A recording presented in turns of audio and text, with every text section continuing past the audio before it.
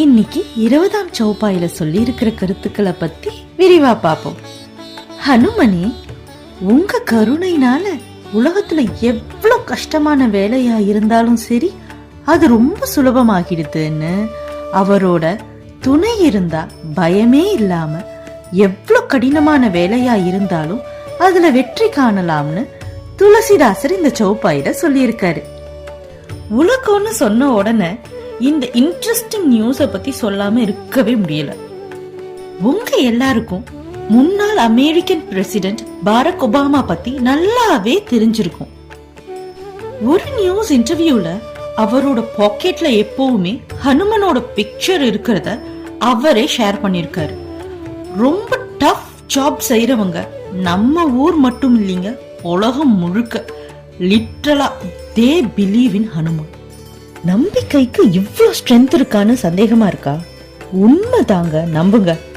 மேனிஃபெஸ்டேஷனுக்கு நாம நினைச்சு பார்க்க முடியாத அளவுக்கு சக்தி இருக்கு. அதுக்கு ஒரு உதாரணத்தை ராமாயண உபகதைகள்ல இருந்தே பாப்போம். சந்திரபானு அப்படிங்கிற அரசர் காசிய ஆண்டுட்டு இருந்தாரு. அப்போ அவரு ஒரு யாகத்துக்கு சப்த ரிஷி மற்றும் நாரதரை அழைச்சிருந்தாரு.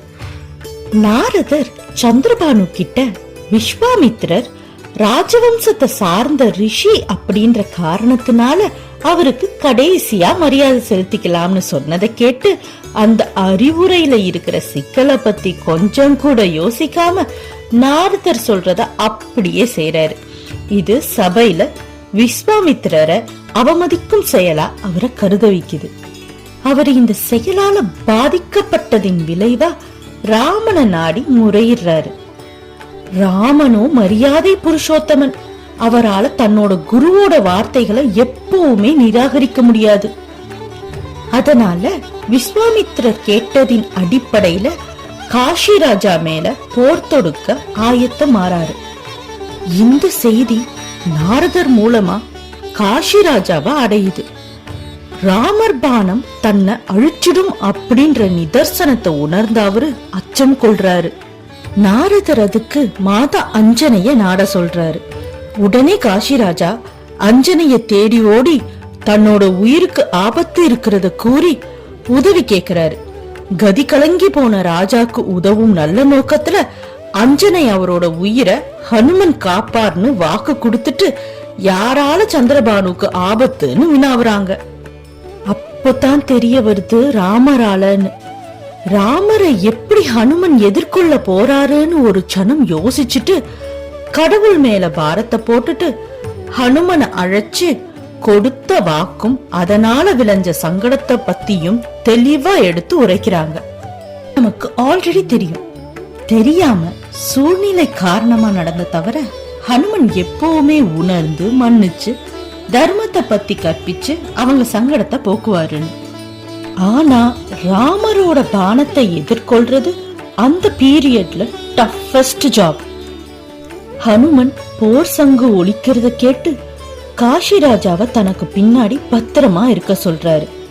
ஹனுமன் ராமநாமத்தை மனதால சொல்லிண்டு காஷி ராஜாவுக்கு காப்பாளனா நிக்கிறாரு.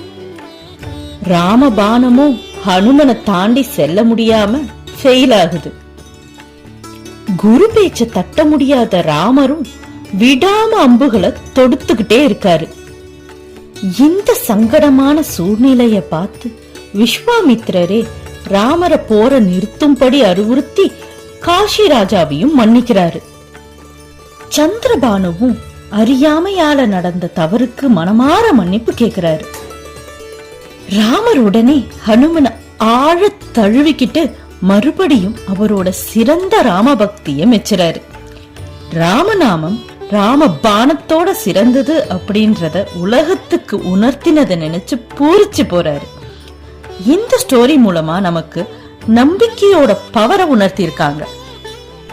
நல்லதையே நினைச்சா நல்லதே நடக்கும் அப்படின்ற லா ஆஃப் அட்ராக்ஷன் கான்செப்டும் இங்க பார்க்க முடியுது. கஷ்டம் அப்படிங்கிறது இன்னெவிட்டபிள். ஆனா லைஃபோட பெரிய சீக்ரெட்டே அதை எப்படி ஹேண்டில் பண்றோம் அப்படிங்கறதுலதான் இருக்கு. சரி, இப்போ இந்த ஸ்லோகத்தோட ஆர்டர் வைஸ் மீனிங் ஒரு தடவை பார்த்தலாம். துர்கம் காஜ் கஷ்டமான வேலைகள் ஜெகத் கே ஜேதே. இந்த மொத்த உலகத்துல சுகம் அனுகிரகா சுலபமாகிடும். துமாரே தேத்தே, உங்களோட கருணை இருந்தா அப்படின்னு நம்பிக்கையின் வலிமைய பத்தி துளசிதாசர் இந்த சௌப்பாயில குறிப்பிட்டிருக்காரு. நன்றி.